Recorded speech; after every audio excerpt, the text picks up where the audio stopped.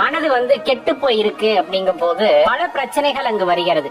பொறாமையினால், அதே போல ஆசையினால், அகங்காரத்தினால், கோபத்தினால், இந்த மாதிரி மனமானது பண்படாமல் போய்விடுகிறது, கெட்டு போய்விடுகிறது. அப்பதான் மனிதனுக்குள்ள சஞ்சலம் அப்படிங்கறது ஏற்படுது. ஒரு குழப்பமான நிலை அப்படின்னு வச்சுக்கோங்களேன். அந்த குழப்பத்துக்கு விடையே தெரியாது. ஒரு மனமானது குழம்பி விட்டால் அதில் தெளிவு ஏற்படவில்லை என்றால் எதை பார்த்தாலும் தவறாகத்தான் தெரியும், எதை பார்த்தாலும் தவறாகத்தான் தெரியும். அந்த மனமானது தெளியும் பொழுது கண்டிப்பா எந்த கேள்விக்கான விடையும் ரொம்ப எளிதில் ஏற்படக்கூடியதாக அல்லது நம்மால் முடிவு எட்டப்படக்கூடியதாக இருக்கும். தெளிந்த மனது அப்படிங்கறது தெளிந்த நீரோடை போல. உள்ளுக்குள்ள நீங்க 1 ரூபாய் காசை போட்டீங்கன்னா சலனம் இல்லாமல் இருக்கிற தண்ணியில அந்த 1 ரூபாய் காசை மேல இருந்து பார்க்க முடியும். தண்ணீர் கலங்கி இருக்கு அப்படிங்கும் போது அதுக்குள்ள என்ன இருந்தாலும் தெரியாது. அதே போலதான் சலனம் இல்லாத மனது அப்படிங்கறது உள்ளிருக்கக்கூடிய அந்த பரம்பொருளை நமக்கு உணர்த்தும். அப்ப மனது பண்பட வேண்டும். அப்ப மனது பண்பட வேண்டும்னா என்ன பண்ணணும்? இப்ப அதுக்கான மருந்து என்ன? ஒரே ஒரு மருந்து தான். நம்ம மனதின் பிணியை நீக்குவதற்கு ஒரே ஒரு மருந்து தான். இறைவனை சரணடைதல்.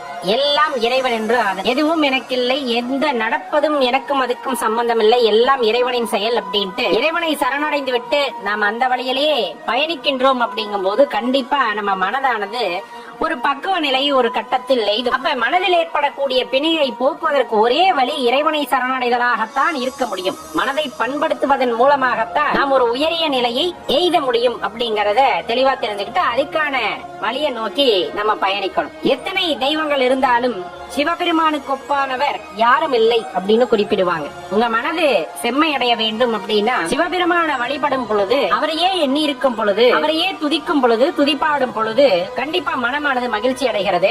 எந்த மனதினுள் சிவபெருமான் குடிகொள்கிறாரோ அந்த மனது பாத்தீங்கன்னா ரொம்ப தூய்மையானதாக மாறுகிறது. கோபம் இருப்பதில்லை, வஞ்சகம் இருப்பதில்லை, பொறாமை இருப்பதில்லை, இன்னும் மதம் ஆச்சரியம் போன்ற எந்த அசுத்த குணங்களும் உள்ளே இருப்பதில்லை. மாறாக அன்பு என்ற ஒரே ஒரு உயரிய குணம் மட்டுமே உங்கள் மனதை ஆக்கிரமிக்கும். இறைவன் உங்கள் மனதில் குடியேறிவிட்டால் உங்கள் மனதில் அன்பு மட்டுமே குடியிருக்கும். வேறு எந்த உணர்வுகளுக்கும் அங்கு இடம் இருக்காது. நமக்கு பல்வேறு எண்ணங்கள் இருக்கும். பார்க்கின்ற பொழுது ஜீவன்கள் கஷ்டப்படும் பொழுதெல்லாம் நம் மனதும் கலங்கும். ஏன் இவர்களுக்கு இந்த கஷ்டம் அப்படிங்கிற மாதிரி மனமானது கலங்கி நிற்கும். அப்படி மனது கலங்குதுன்னா ஒரே ஒரு விஷயத்துல தெளிவா இருந்துக்குங்க. உலகமே சிவமயம். இப்ப நம்ம மலையை பார்த்தோம்னா அது சிவமா பார்ப்போம். அதே போல ஒரு பொருளை பார்த்தா சிவமா பார்ப்போம். எந்த இடத்திலையும் அந்த பொருளுக்கான உருவத்தை சிவத்தோட நம்ம உருவகித்து பார்ப்போம். ஏன்னா எல்லாமே சிவம். அப்படி இருக்கும் போது மனிதர்களும் சிவமே, மிருகங்களும் சிவமே அப்படிங்கிற தெரிஞ்சுக்கணும். நம்ம சிவாலயங்களுக்கு போறோம், சிவாலயங்கள்ல பூஜைகள் செய்யறோம், ரொம்ப உத்தமமான விஷயம். அதே போல சிவாலயங்கள்ல தெரிஞ்ச பக்கத்திலோ ஏழை எளியவர்கள் வாழ்வதற்கே கஷ்டப்படுகிறார்கள் அப்படிங்கும் போது அவர்களுடைய ஒரு குறுகிய காலகட்டத்திற்கு அவர்கள் வாழ்க்கையை